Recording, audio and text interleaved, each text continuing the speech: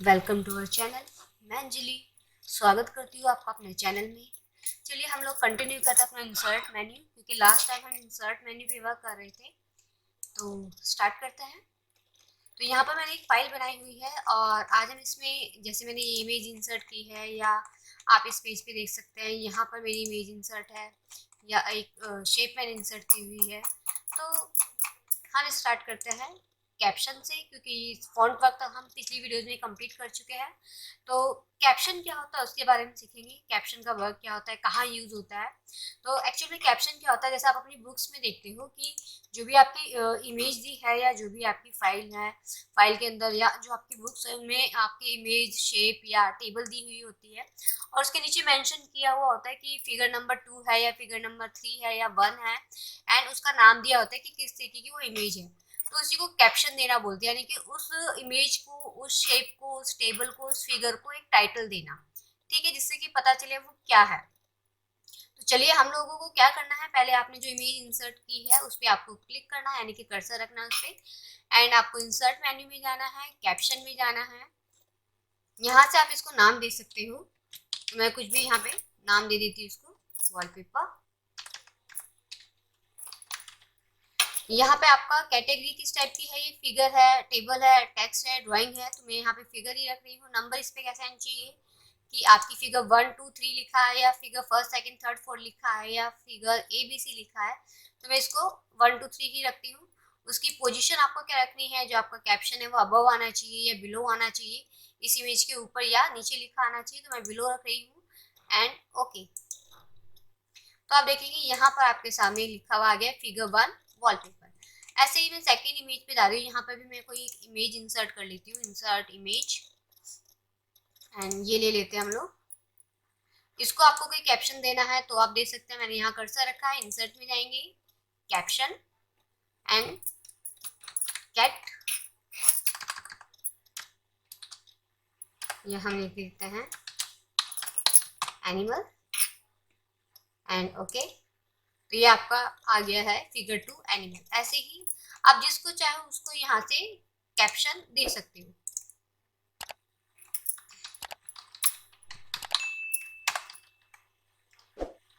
बस आपको उस इमेज पे क्लिक करना है, एंड आपको अपना टॉपिक सेलेक्ट करना है कि आपको उसको क्या नाम देना है। ऐसे ही इसके लिए मैं यहाँ से जैसे कैप्शन इंसर्ट करूंगी, तो यहाँ पे आप देखिए कैटेगरी ऑटोमेटिकली चेंज हो चुकी है, ड्राइंग आ चुका है, एंड इसमें मैं यहाँ पे कुछ भी टाइटल दे दी। ठीक है, तो इन्हीं को बोला जाता है कैप्शन। अब आपकी हर एक इमेज के नीचे आपका कैप्शन दिया हुआ है, जिससे आपको पता चल रहा है ये इमेज नंबर कौन सी है, यानी कि कौन सा फिगर है ये, एंड किस चीज की है, उसका नाम आपका लिखा है।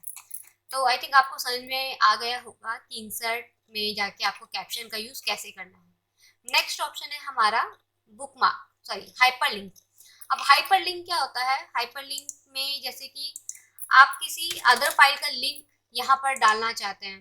ठीक है, कि आपने कुछ काम किया हुआ है किसी दूसरी फाइल में, और अगर उसे कोई रीड आउट करना चाहे, यहाँ पे उसके बारे में कुछ लिखा है, अगर उसके बारे में कोई ज्यादा इंफॉर्मेशन चाहता है, तो उस लिंक पे क्लिक करके उस फाइल से पढ़ सकता है। ठीक है, तो आप कोई भी लिंक, किसी भी फाइल का लिंक बना के आप यहाँ पे इंसर्ट कर सकते हैं, ताकि डायरेक्टली अगर किसी को उसी के बारे में ज्यादा इंफॉर्मेशन चाहिए तो उस लिंक पे क्लिक करके उसको ओपन करके पढ़ सके। जैसे आप लोग इंटरनेट पर देखते हो, इंटरनेट पे भी आपका यही होता है कि जो आपका लिंक होता है, आपके एक पेज पे बहुत सारे लिंक दिए होते हैं। तो अगर आपको किसी टॉपिक के बारे में और इन्फॉर्मेशन जाननी होती है तो आप उस पर क्लिक करते हैं, एंड वो अदर पेज आपको ओपन हो जाता है। तो मान लीजिए यहाँ पे आपको लिंक लगाना है किसी दूसरी फाइल का, कि कोई दूसरी फाइल यहीं से ओपन करके रीड आउट कर सके, तो यहाँ पर मैं कर्सर रखूंगी जहाँ पे भी मुझे लिंक इंसर्ट करना है, एंड हाइपर लिंक में जाएंगे। तो यहाँ से मैं सिलेक्ट करूंगी डॉक्यूमेंट, और उस डॉक्यूमेंट का पाथ आपको सिलेक्ट करना है कि वो फाइल आपकी कहाँ पर है जिसका लिंक आप लगाना चाहते हैं। तो हम ये ले लेते हैं इम्प्रेस फाइल, या IMP के नाम से जो फाइल है इसको ले लेते हैं। कोई भी फाइल ले लो आप लोग, या लिब्रे 2 वाली फाइल ले लो, एंड ओपन, एंड ओके। तो अब देखो यहाँ पर एक लिंक बन के आ गया है। तो अगर मुझे इसके बारे में ज़्यादा इन्फॉर्मेशन जाननी है, या यहाँ पे उसके बारे में मुझे उसे पढ़ना है, तो मैं सीधा इस पे कंट्रोल के साथ क्लिक करूंगी। आपकी हाइपर लिंक की शॉर्टकट की होती है कंट्रोल के साथ क्लिक। जैसे मैं इस पे कंट्रोल के साथ क्लिक करूंगी तो फाइल मेरी ओपन हो जाएगी, जो भी उसके अंदर वर्क होगा वो आपके सामने आ जाएगा। आप उसको पढ़ के उसको क्लोज कर सकते हैं। तो इस तरीके से आप किसी भी अपने आपके डॉक्यूमेंट की कोई भी लिंक बना के आप यहाँ पे डाल सकते हैं आपके डेस्कटॉप में। जरूरी नहीं है कि आप किसी फाइल का ही डालें, आप किसी इमेज का भी डाल सकते हैं, किसी शेप का भी डाल सकते हैं। जैसे मान लो मैं यहाँ पे इमेज का लिंक इंसर्ट करना चाहती हूँ, तो मैंने यहाँ पे इंसर्ट में जाना है एंड हाइपर लिंक में जाना है एंड फिर से आपको पास सेलेक्ट करना है। जैसे मैं इसमें जा रही हूँ, मैं इसका यहाँ पे लिंक लगा देती हूँ ओपन। ओके, ये लिंक आ गया, इस पे मैं कंट्रोल के साथ क्लिक करूंगी।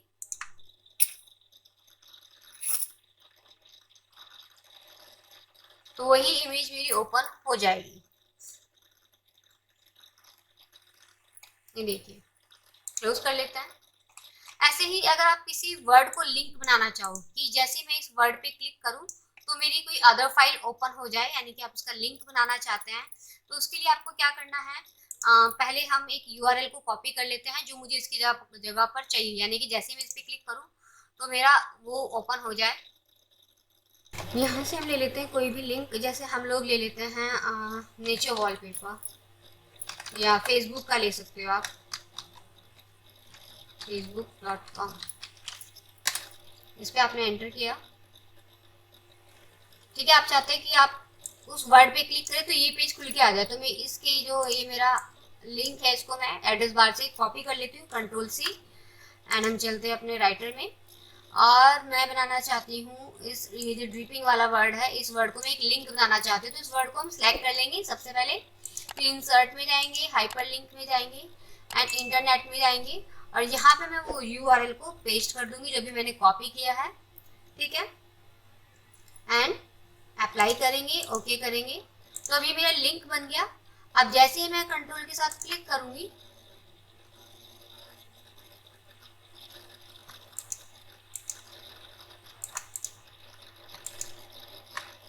तो मेरी वही वेबसाइट ओपन हो जाएगी जिसका लिंक मैंने इसमें अभी पेस्ट किया था। तो आप किसी भी वेबसाइट का लिंक पेस्ट कर सकते हैं यहाँ पर इसके यूआरएल में, तो वही आपका पेज ओपन होके आ जाएगा उस वर्ड के थ्रू, ठीक है।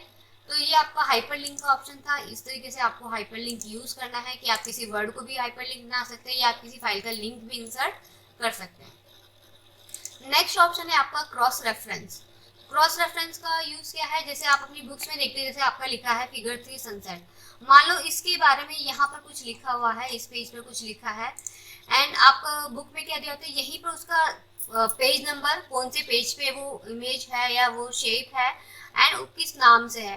तो अगर आप यहाँ पे पढ़ रहे हैं उसके बारे में, तो यहाँ पर अगर आपको रेफरेंस दे दिया हो कि यहाँ जो लिखा है उसकी इमेज उस पेज पर है और इस नाम से है, तो उसी को क्रॉस रेफरेंस बोलते हैं। आपकी बुक में दिया होता है कि ये जो लिखा है इसके लिए आप वाली फिगर देखें, तो आप उसी पेज नंबर पे जाके वो फिगर आप देख लेते हैं और आपको पता चल जाता है हाँ ये इसके बारे में लिखा हुआ है। सेम ऐसे ही आप अपनी इस फाइल में भी दे सकते हैं। आपको क्या करना है, मैं ब्रैकेट के जहाँ भी आपको रेफरेंस लगाना है वहाँ पे कर्सर रखें, और मैंने यहाँ ब्रैकेट के अंदर मैं रेफरेंस दे रही हूँ एंड इंसर्ट में जाना है, क्रॉस रेफरेंस में जाना है। आप देखेंगे यहाँ से मुझे सिलेक्ट करना, मैंने एक ड्राइंग का यूज किया हुआ अपनी फाइल में और फिगर का यूज किया हुआ, तो फिगर में आपके तीनों ऑप्शन आ गए, जो भी फिगर आपकी इंसर्ट है। तो यहाँ पर मैं सनसेट वाली इंसर्ट करना चाहती हूँ, तो मैं यहाँ इन तीनों में से सनसेट को सिलेक्ट कर रही हूँ और मैं चाहती हूँ आपकी पेज नंबर आए और जो भी टेक्स्ट मैंने लिखा है वो लिखा हुआ आ जाए एंड इंसर्ट एंड क्लोज। तो आप देखेंगे यहाँ पे आपको लिखा आ रहा है कि इसके लिए आपको फिगर 3 देखना है, वो सनसेट है और पेज नंबर 3 पे है, ठीक है। सनसेट के नाम से फिगर 3 है और पेज नंबर 3 पे है। तो अगर आप रीड आउट कर रहे हैं, आपको पता चल गया अच्छा यहाँ पर जो लिखा है वो उस फिगर के बारे में लिखा हुआ है, तो आप यहीं से उस पर जा सकते हैं, कंट्रोल के साथ क्लिक करेंगे तो वही आपको ओपन होके आ जाएगा। या यहाँ पर मैं फिर से आपको एक रेफरेंस लगा के दिखा रही हूँ। सबसे पहले ब्रैकेट लगाया, कर्सर रखा और इंसर्ट में गए, क्रॉस रेफरेंस में गए एंड यहाँ से मैं सिलेक्ट कर रही हूँ वॉलपेपर वाला सिलेक्ट कर लेते हैं एंड यहाँ से category and number and insert. तो यहाँ पे देखो कैटेगरी आ गया, नंबर आ गया है और ये 2 बार आ गया, इसको मैं हटा देती हूँ। यहाँ पे स्पेस देके मैं दोबारा ले लेती हूँ क्रॉस रेफरेंस में, reference text and insert and close. तो फिगर 1 प्लस उसका नेम दोनों आ गया है। जैसे ही मुझे उस पर जाना है, यहाँ पे मैं कुछ पढ़ रही हूँ उसके बारे में, तो यहीं से कंट्रोल के साथ क्लिक करूंगी तो वही जिसका भी आपने रेफरेंस वहाँ पर दिया है वही आपको ओपन हो जाएगा। चाहे वो शेप है, चाहे वो टेबल है, चाहे वो आपका कोई टेक्स्ट है। टेक्स्ट को भी हम बना सकते हैं। पहले मैं आपको बुकमार्क बनाना बताती हूँ कैसे बुकमार्क बनाना है, फिर बुकमार्क को भी हम एज ए रेफरेंस यूज कर सकते हैं। कैसे करना है, आपने क्या करना है, कोई भी वर्ड जो भी जिसको भी आप रेफरेंस देना चाहते हो, मान लो यहाँ कोई हेडिंग है, जैसे मैंने यहाँ लिखा राइटर, इसको सिलेक्ट कर लेते हो और यहाँ से मैं इसको हेडिंग 1 दे देती हूँ, हेडिंग 1। ठीक है, अब इसको मैं सिलेक्ट कर लेती हूँ, मैं इसको बुकमार्क बना देती हूँ। वैसे तो आप कोई भी वर्ड ले सकते हैं, बीच का भी ले सकते हैं बुकमार्क बनाने के लिए, बस आपको उसे सिलेक्ट करना होगा।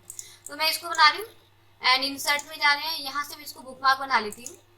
और बुकमार्क पे यहाँ पे आप कोई भी नाम दे सकते हैं, जैसे मैं यहाँ राइटर ही लिख रही हूँ।